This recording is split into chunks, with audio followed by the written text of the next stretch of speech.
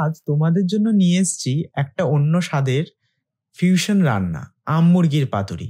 পাতুরি শুনলেই তো বাঙালির জিভে ইলিশ বা ভেটকির স্বাদ লেগে থাকে, কিন্তু আজ বানাবো মাংসের কিমা আর কাঁচা আম দিয়ে এক ধরনের নতুন পাতুরি, একটু টক একটু ঝাল।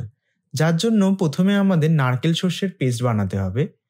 ভিজিয়ে রাখা সাদা ও কালো সর্ষে, পোস্ত, কোরানো নারকেল আর কাঁচা লঙ্কা একসাথে বেটে নিতে হবে। এবার মাংসের কিমার মধ্যে আদা রসুন বাটা, কাঁচা আমের কুচি আর ওই নারকেল সর্ষের পেস্ট, একটু নুন, স্বল্প চিনি এবং 2 চামচ সর্ষে তেল দিয়ে ভালো করে মেখে 20 মিনিট মতন ম্যারিনেশনের জন্য রাখতে হবে, যাতে মাংসের মধ্যে মশলার ফ্লেভারটা ভালো করে ঢুকে যায়। পাতুরি মানেই কিন্তু আমরা বুঝি কলা পাতা।